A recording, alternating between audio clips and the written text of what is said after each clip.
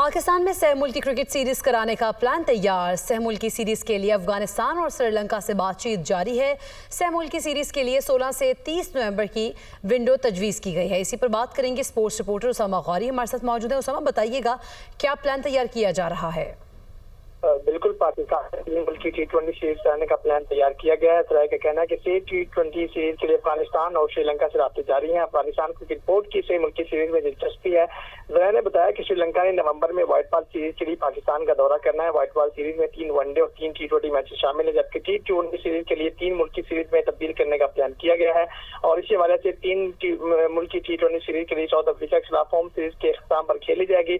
South Africa Pakistan के खिलाफ home series का आखिरी वनडे मैच जो है वो 8 नवंबर को फैसलाबाद में शेड्यूल है। सह मुल्की सीरीज के हवाले से तीनों बोर्ड के दरमियान बातचीत जारी है।